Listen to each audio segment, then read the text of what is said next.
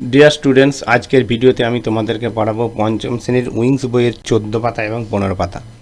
সবার প্রথমে রয়েছে একটা প্যাসেজ, দেখো রবীন্দ্রনাথ ঠাকুর সম্পর্কে। রবীন্দ্রনাথ টেগর মানে Rabindranath Thakur, the great Indian poet, মহান ভারতীয় কবি, was an uncompromising lover of India.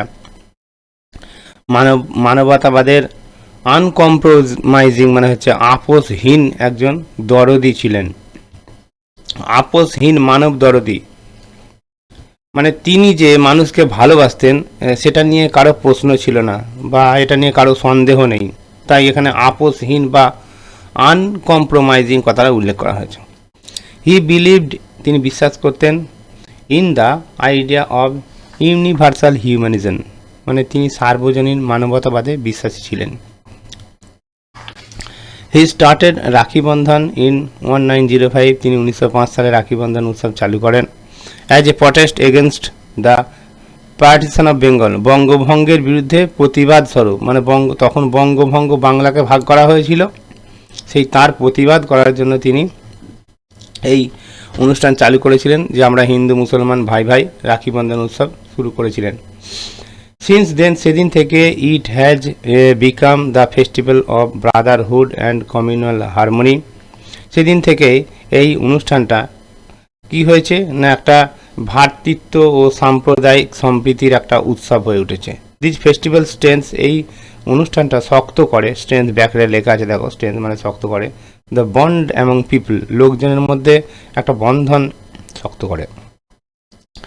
Rabindranath always wanted, Rabindranath সবসময় চাইতেন টু স্প্রেড দ্য মেসেজ, বার্তা ছড়াতে চাইতেন, অফ পিস অ্যান্ড লাভ, সবসময় শান্তি এবং ভালোবাসার মানে সম্প্রীতির বার্তা ছড়াতে চাইতেন। মেসেজ মানে তোমরা জানো যে বার্তা, মোবাইলের এটা একটা ভাষা, মেসেজ।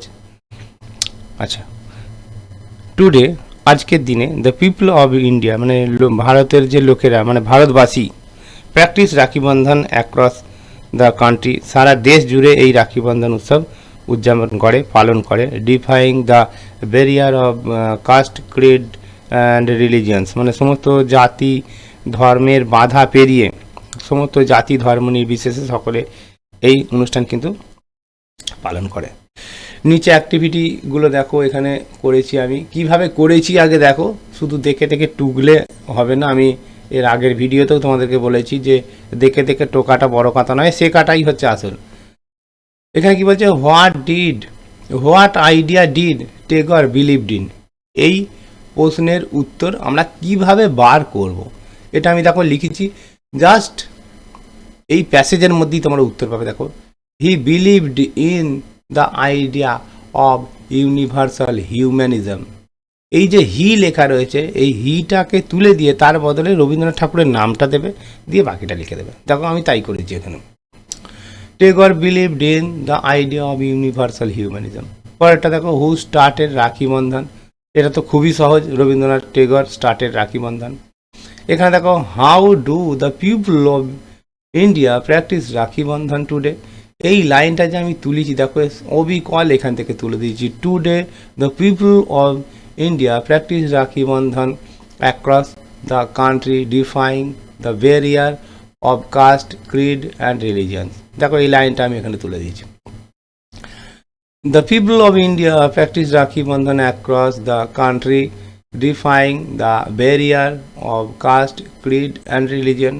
ঠিক আছে, যদি পরীক্ষায় পড়ে এরকম প্যাসেজ অবশ্যই দেবে, এবং প্যাসেজ দেখে দেখে তোমরা উত্তর লিখবে, কিচ্ছু মন গড়া এখানে লিখবে না তোমরা, তাহলে ভুল হয়ে যেতে পারে। এখানেও দেখো খুব সহজ, এই লাইনটা দেখো খুঁজে বার করো, খুঁজে বার করেইলেই দেখবে তোমরা উত্তরটা পেয়ে যাবে। রবীন্দ্রনাথ ওয়া যে লাভার অব, এখানে দেখো, এখানে লাইনটা দেখো লেখা রয়েছে, এখানে দেখতে পাচ্ছ আনকম্প্রোমাইজিং লাভার অব, এই যে ম্যানকাইন্ড পেয়েছো, এই ম্যানকাইন্ড, তাহলে আমি এখান থেকেই তুলে দিচ্ছি, তোমরাও এইভাবে এখান থেকে খুঁজে বার করে ওখানে বসিয়ে দেবে। Rakhi Bandhan festival started in 1905, 1905 সালে শুরু হয়। Rakhi Bandhan become a festival of brotherhood and communal harmony, দেখো এটাও কিন্তু আমি এখান থেকে তুলেছি, দেখো ফেস্টিভ্যাল অফ, এই যে become the festival of brotherhood and communal harmony, দেখতে পাচ্ছ। এরপরে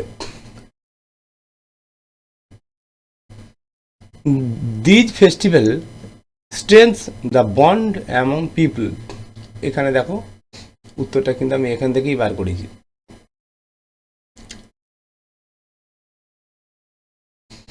কোথায় গেল?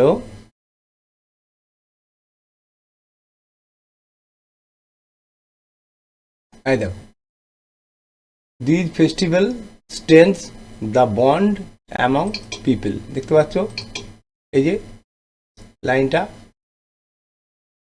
তাহলে তোমরাও এইভাবে দেখে দেখে উত্তরটা বসাবে।